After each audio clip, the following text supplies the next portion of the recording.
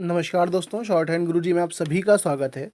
आज का जो डिक्टेशन है वो 80 की स्पीड से रहेगा। दैनिक जागरण का संपादकीय डिक्टेशन है और इसमें जो भी लिखा है वो संपादक के अपने विचार हैं, तो इसको आप लोग दिल पे मत लीजिएगा, ये सिर्फ एज अ डिक्टेशन लीजिएगा और लिखिएगा इसको। और अगर आप डेली लाइव डिक्टेशन चाहते हैं तो हमारा टेलीग्राम का ग्रुप भी ज्वाइन कर सकते हैं, डिस्क्रिप्शन में लिंक दिया हुआ है। तो आप लोग रेडी हो जाइए, डिक्टेशन को स्टार्ट करता हूँ मैं। Be ready, start.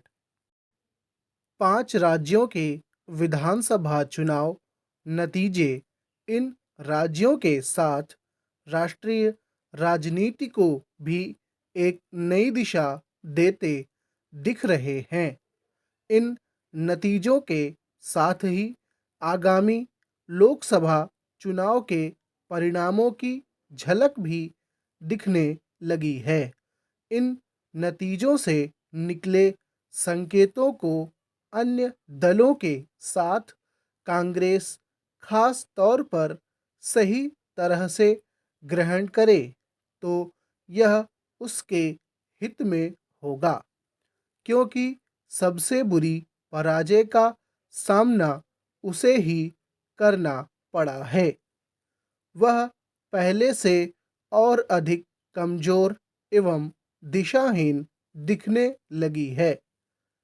Congress Punjab तो गंवा ही बैठी, जहां आम आदमी पार्टी ने प्रभावशाली जीत दर्ज की। उत्तराखंड, गोवा और मणिपुर में भी नाकाम रही।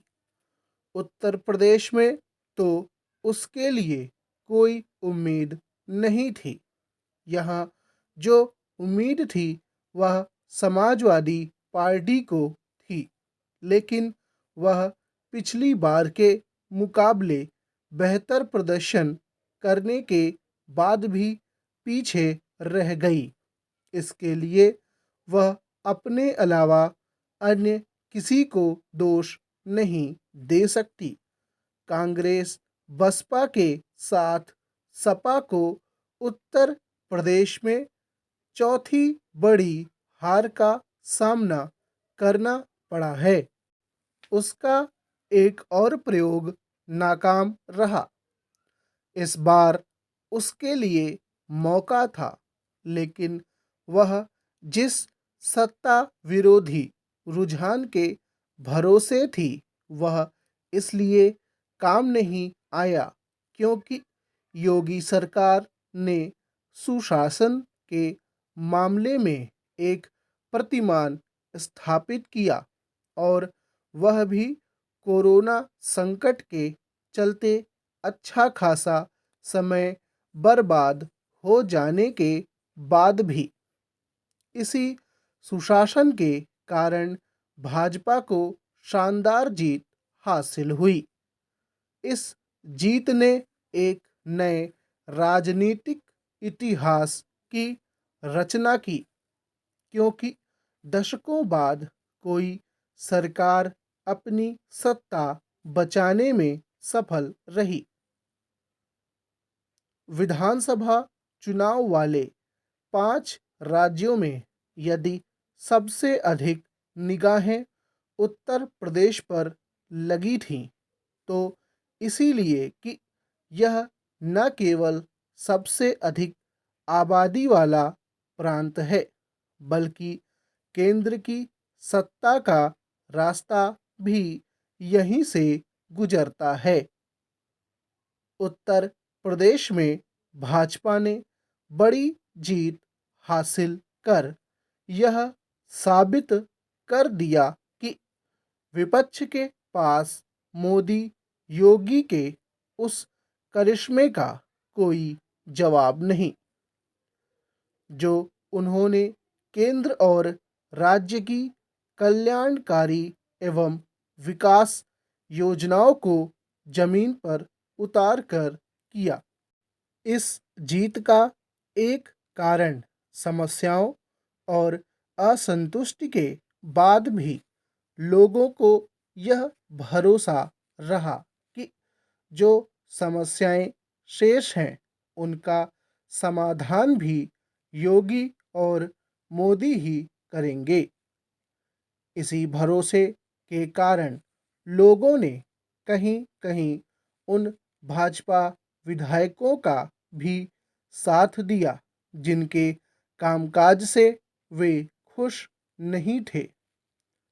तथ्य यह भी है कि जन कल्याण की तमाम योजनाओं के बेहतर अमल और कानून एवं व्यवस्था में तमाम योजनाओं के उल्लेखनीय सुधार ने भाजपा के लिए एक ऐसा मजबूत वोट बैंक तैयार किया जिसने जाति समुदाय से हटकर भी वोट दिया।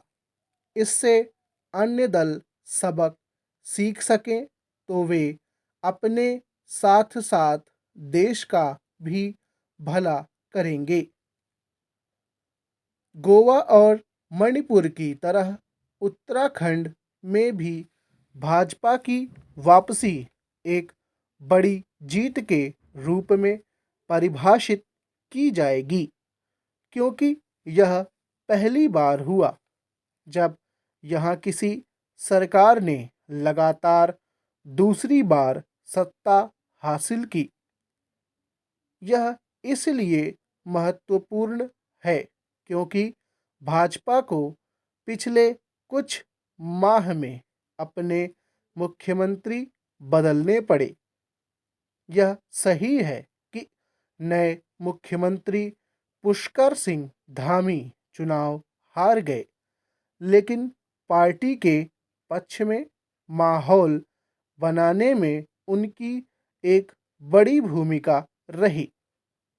यह माना जा सकता है कि कांग्रेस यहाँ उन्हीं कारणों से चुनाव हारी जिनके चलते पंजाब में असमंजस और आपसी गुटबाजी।